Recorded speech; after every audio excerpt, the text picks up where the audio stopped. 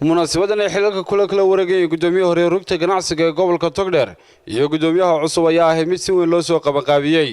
waxaana lagu qabtay hotel cafe ee magaalada Burco waxaana ka soo qayb galay barasaabka gobolka Togdheer gudoomiyaha guud ee rugta ganacsiga Soomaaliland Axsato Cuqaal Culimo iyo waliba masharaf kale ugu horeyntii waxa halkaas ka hadlay gudoomiyaha hore rugta ganacsiga ee gobolka Togdheer Axmed Cali Maxamuud kana warbixiyay marxaladii uu soo maray iyo gudoomiyaha cusub ee rugta ganacsiga ee gobolka Togdheer Mustafa Sheekh Maxamuud waxaan horta cadeynayaa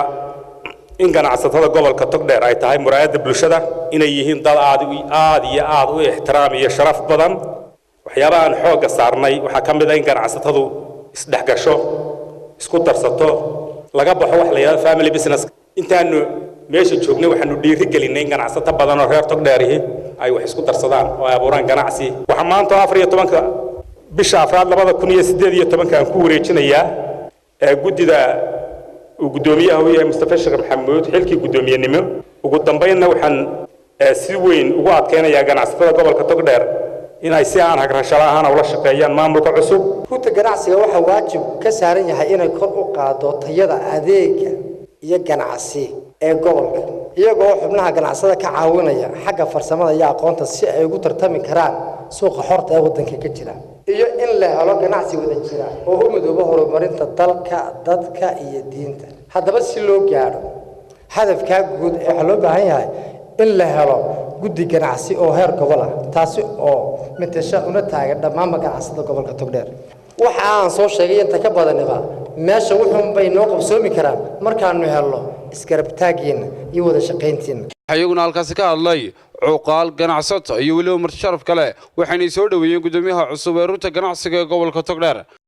marxaati waan oganahay runtii inay wax badan soo qabteen gudida ganacsatada runtii lafdhabar bay u ahayd bulshada waqtigii abaaraha oo runtii xusid mudan sanadooday shaqaynayeen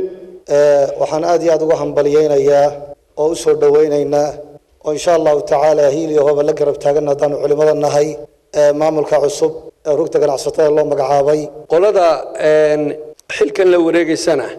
loo duceeyo oo loogu duceeyo inuu Ilaahay xilka u fudaydiyo iyaguna talooyinkan imika halkan laga soo jeedinayay in badan wax ku oolka ahayd ay ka duulaan oo ka shidaal qaataan aad iyo aad baanu idin tahneedeynaa qolada cusub qoladii horena loo macasalaameynaya waan idin la shaqayn doonaa qoladii hore xilka haysayna Ilaahay subhanahu wa ta'ala khayr ka siiyo umadooda waxay u qadimeen qoladan la wareegtay xilka cusubna iyagana Ilaahay subhanahu wa ta'ala ha u gargaaro barasaabka gobolka Togdheer Xamse Maxamed Cabdi iyo gudoomiyaha rugta ganacsiga Soomaaliland ayay iyaguna talooyin wax ku ool oo soo jeediyay gudoomiyaha cusub ee rugta ganacsiga ee gobolka Togdheer ganacsatada baynu nahay ganacsigeenu wuu ka kooban intii koobnayd ee jeebka ku qaadan jiray